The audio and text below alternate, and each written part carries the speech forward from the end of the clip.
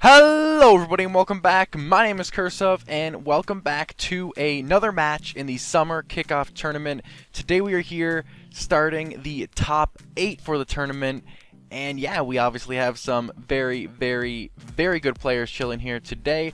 We have Art LeQuint down at the bottom, part of Team TSM, and at the top here we have Ryan Atlas, both very good players as they did make to the top 8. Anyway, we're going to get into this match here, and I have Rook Stable chilling with me.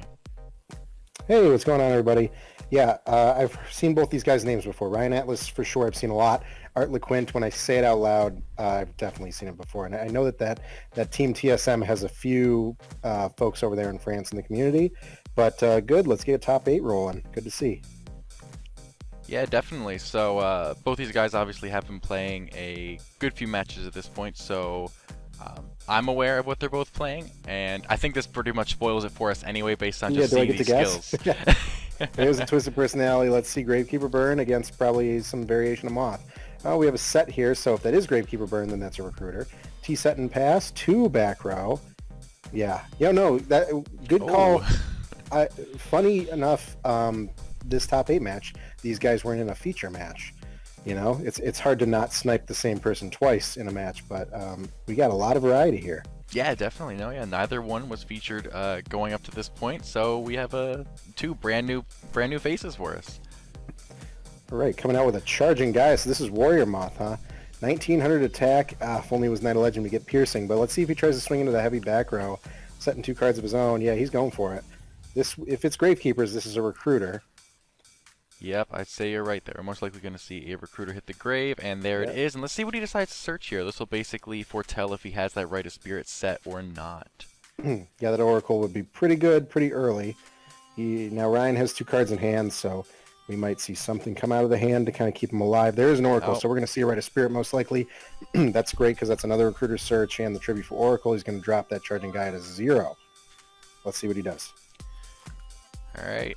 We're going to get a nice little draw here, and we should see that right come out in the main phase. There it is. A big Rite of Spirit here. Going to get that recruiter, tribute that off for the Oracle, and get another search on the go. Let's see if Ryan has an answer to this tribute for Oracle here in the back row. I don't think I've seen Floodgate Trap Hole a lot here in this tournament, but looks like that's going to go off without a hitch. And so minus 2000, that guy is at 0-0 permanently until it leaves the field. And that Oracle is going to be able to bowl right over it for 2000 here unless we have a response in the back row. And we're getting a curse off the search, so we are going aggressive, trying to whittle him down to the end. Yeah, definitely though. We're not seeing any burn yet, so no counters on the Twisted Personality. And we do see the Nightmare Wheel coming off here from Ryan Atlas. Gonna start getting those counters for his opponent, but stopping that Oracle dead in its tracks. Nightmare Wheel's pretty good here because Oracle is probably the only tribute he has. So he can't just tribute over it unless he's running 2 Oracle. Ooh, there's a End Parasite, phase actually. Parasite. So that's going away. That's going to go away. Yep. So we'll get that nice 500 burn off here in the standby. We will get 1 counter for his opponent here, but then we should see, who knows, maybe it'll be double Moth. These Moth players tend to be very good at popping that. He did have 1 card in hand left when he parasited, so unless he top decked that lucky second Moth, we'll see. But also, good thing about, Guy being at 0-0, usually the Moth decks are going to be able to tribute for something, so hopefully Guy doesn't stick around for too long either. Yeah, definitely not. The guy is not doing much at all right now. We should see, we're going to see a Dust Tornado come off here before we see that Parasite pop, and hitting a Windstorm of Itaqua. Windstorm of Itaqua in top 8, you love to see it. And I then love how it's Night relevant. Beam. Night Okay. Beam, that's also facing some criticism right now, because Night Beam, exactly. We're seeing a chain here, where he's chaining the card that isn't the Night Beam target. So now he's able to chain The Zoma. The Zoma. So now the Night Beam actually fizzles out. This is a -1 for Ryan.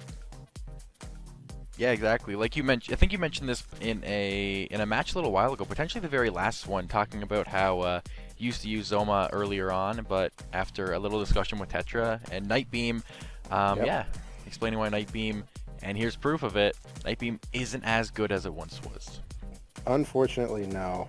Twister is really the card to run there, but we're going to see a tribute And we're going to see Moth here. And I would be so surprised if that one card in his hand is Moth.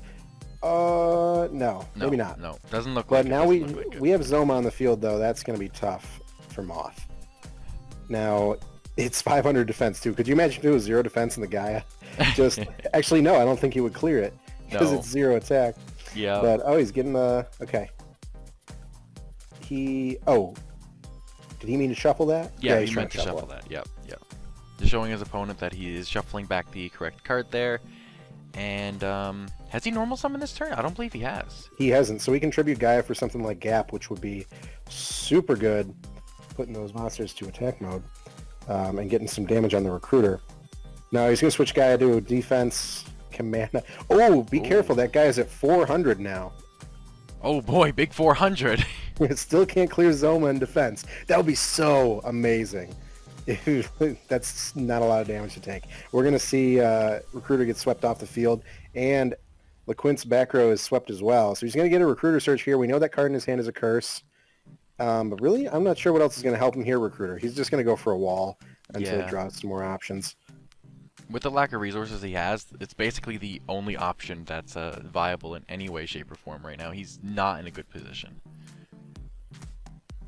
Yeah, really scary field for Ryan right now with the Command Knight, luckily having that extra monster. And he took a little bit there, but he is going to decide to swing over that Zoma here and take the big 1600 damage. 1600 doesn't seem like a lot if it means absolutely no cards on LeQuint's side of the field. He knows exactly what's in his hand. We're going to see a Recruiter set, and maybe that was a back row. Now, we do have 2 counters on Twisted Personality, but Ryan Atlas has no cards in hand. Oh, there's the third, though, right? We do have the curse, so now we're going to be able to pop something. Let's get that Moth off the field, and maybe we'll survive to the next turn. Well, luckily for Art LeQuint here, he can swing over that charging Gaia. Big plays. Yep, there he goes. And we just have a... Okay, he did not set anything, so we obviously know one of those is a Recruiter, and potentially just another monster drawn here. And now Ryan Atlas with, his skill is completely spent, so we're not going to see any tricks with Moth here. This is just going to be an honest warrior match. Yeah, we're going right into battle phase, and we're going to do a sweet 800 over this curse, and that's going to happen, but a counter for LeQuint.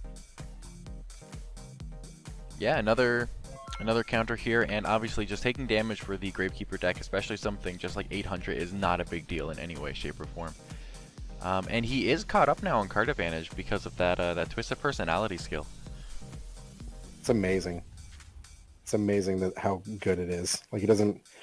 Yeah, because he doesn't have to discard, nothing has to happen, he doesn't lose life points. There's a curse, getting another counter. 500 to Ryan. This is dropping him in the danger zone now. We're under 1500, which is usually when Gravekeeper burn all of a sudden before you know it, it's over. You get a Nightmare Wheel, Rite of Spirit for another curse, and this could be it. So we got to be careful now. He's not going to ditch that card from his hand, but he does have a back row now, which could be very relevant here. I guess we'll see what happens. Obviously, Ryan's going to get that draw, and potentially another monster would be really nice to see right now for Ryan. And, oh boy, here's the Command Knight lock. Good Command Knight lock, and now both at 2,000. That's so scary. It's one thing to have them locked from attacking you, but actually, you know what? Ooh, a Kunai with chain. Windstorms and Kunai. Oh man, this takes me back. Yeah, really though. This is we're seeing some very interesting cards coming out here by these players.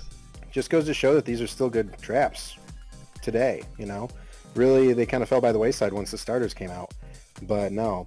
And even with the Command Knight lock being pretty scary.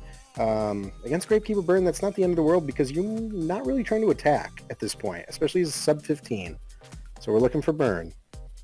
Yep, so we'll most likely see him pop one of these Command Knights here now, as he does have 3 counters on it, or maybe he'll go for the discard? No, we are going to see him pop one of those Command Knights, get rid of that lock here, and we know he has a Recruiter, and whatever he just picked up off the top, which seems like it's another monster. Yeah, we're both at the mercy of the top decks here, although Ryan held on to a card. I'm wondering if he drew that other Moth as a brick. Oh, good call with the Gaia. Oh, boy. It's an onslaught of monsters. That's what Warriors do. That's a game, potentially, unless that's a Sphere Karibo in hand.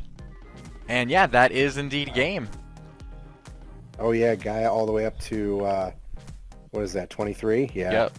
That is scary.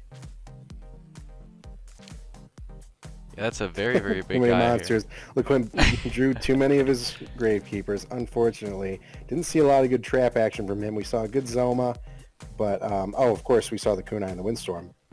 But Yes, not very too much on the spicy. burn front, so hoping to see that here in Game 2. All right, let's see what happens here. Naturally, we're going to see our LeQuint go second, because going second is just the best way to go in speed duels. And yeah, we'll see that Twisted Personality pop off right away, and let's see what Ryan has for us here. Should be a pretty basic setup. We're looking for a T set. Oh no, we're going aggressive. Never mind. Excuse me. But do we have in one set? Okay, so we always have to assume that we have Parasite in the opening hand. So let's see if LeQuint drew a Recruiter and we can do a safe defensive set. Looks like we're going to do that in some back row. And we're not going to mess with that guy just yet. No, yeah, so obviously Guy being a very big 1900 beat stick here, but Ryan definitely has some monsters in hand, only seeing one set from him, maybe some Night Beams, who can say, but yeah, probably just going to see this guy swing over what's most likely to be a Recruiter at this point, and we'll see if he has... Ooh! Oh! What are these traps? I love these traps. He's using Kunai, Windstorm, and now Michizuri. All traps that are good in their own right, but just they don't always work the way you want them to. But this is working for him.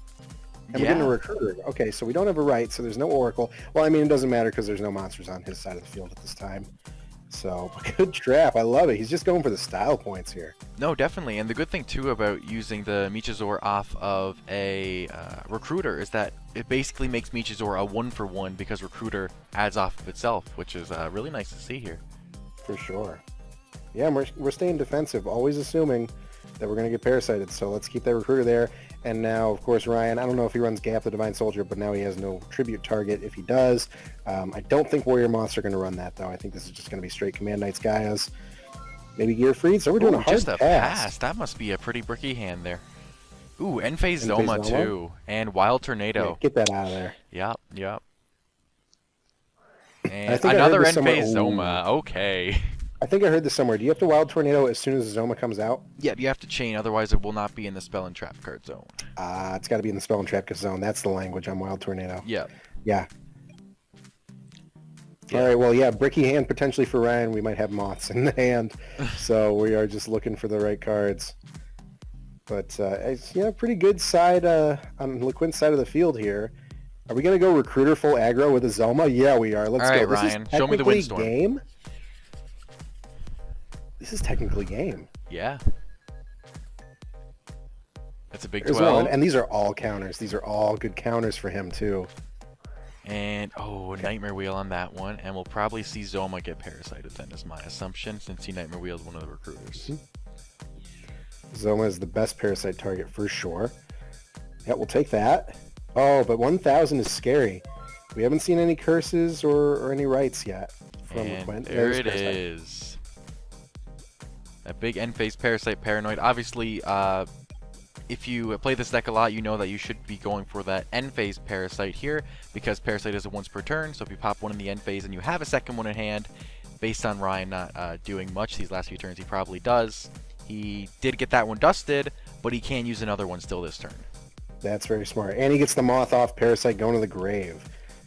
So that's good. So we can still see a Parasite here and a Moth from the deck using the Cocoon skill. But one Moth is still pretty good. Here we go. And we're shuffling back. Yep, gonna shuffle back that Paranoid here.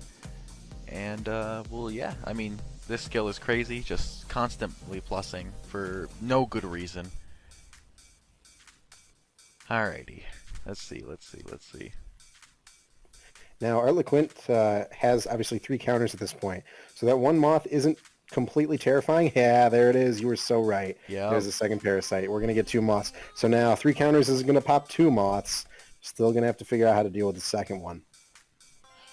And, we're just going to see him scoop right there. That's it. What did he have in his hand? A Gravekeeper's Curse? No, he was 500 away. Well, man, no way. Well, it was going to take away his Zoma. He was going to get good damage with the Moth. Yeah, I guess, but I'd like to see that played out. Man, so close. For Ryan, obviously, yeah, for sure. Ryan using his life points as a great resource there. He wasn't afraid to take those hits to get set up. No, yeah, that was crazy, and just showing how devastating this Moth deck is. No matter what variant you play, whether it's Warrior-Moth or Dark Moth, these Moth decks are absolutely absurd. But yeah, we do see Ryan here moving up into the top 4 of this tournament, and Arlequin does only get top 8, but I really wanted to make this something special, so all top cut does get a little bit of money, so Arlequin will get a $10 payout here, which isn't bad. But yeah, regardless, fantastic match from both players here. But anyway, that's going to be a wrap for this match. I did decide I was not going to do all the top 8 matches, so this will be the only top 8 match you guys will see on my YouTube channel. But I do have a Twitch, and I do plan on streaming the remaining top 8. So if you guys are interested in seeing that, my Twitch is always linked down below.